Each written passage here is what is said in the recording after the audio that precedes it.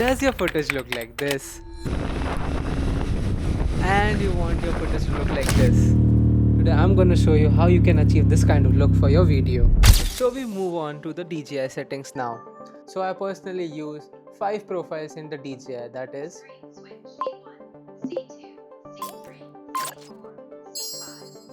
so the first C1 and C2 are the night settings, and the second C3 and C4 are the day settings, and C5 I usually keep it in auto settings so I don't need to worry about color grading or anything. So finally, moving on to my daytime setup, I use the C3 custom profile for morning and afternoon riding. This preset gives you a warm and vibrant tones when you have plenty of natural daylight available. Now for the resolution. I shoot in 4K 16:9 at 25 fps, while 24 fps is a standard cinematic, whereas 25 fps gives a slightly crispier feel while preserving natural motion blur. Moving on to the main DJI settings. First, make sure Pro mode is toggled on to unlock full manual control. Heading into exposure settings, I lock my ISO between 100 and 800 to keep the image clean without introducing digital noise. Moving on to my shutter speed. I follow the 180-degree shutter rule, so at 25 fps, my shutter speed stays fixed at 158 to dial in realistic motion blur for motovlogging. Now coming to my EV settings. I set it to plus 0.3 to protect bright highlights from clipping, and which works perfectly when paired with ND filters.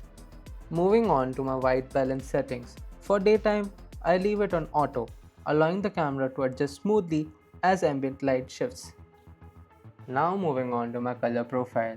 In the color tab, switch from the normal to D-Log M.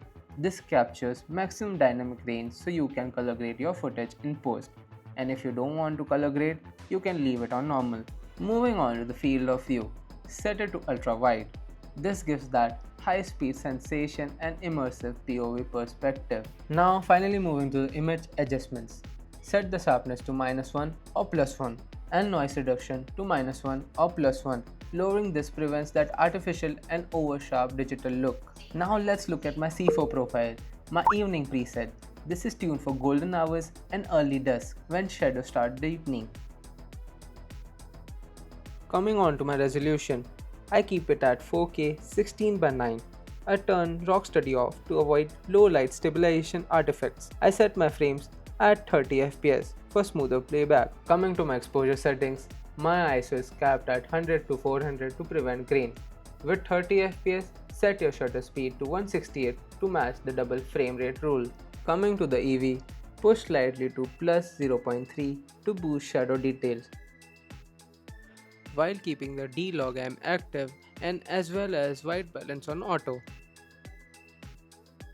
And ultra-wide FOV enabled for consistency.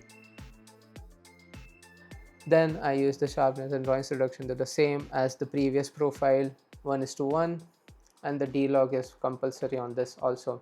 Now for night riding. Starting with C1, this profile is tailored for street-lit highways where you still have consistent light sources. Where you can see it is same resolution, and in this I actually use Rocksteady on here to stabilize street vibrations and maintain sharp footage at 4K 25 fps. Coming to my white balance settings, crucial tip for night shooting, do not use auto white balance. Lock it manually between 4500K and 5000K. So street lights don't cause color flickering. Now coming on to my exposure setting. Set the shutter speed to 158 and cap your ISO between 100 and 3200. This gives you enough brightness without destroying your image quality. Everything else you see here is the same. Then we use the second profile of the night. When riding in dark city streets with minimal lighting, switch to C2 here. I bump the frame rate up to 50 fps for sharper motion response.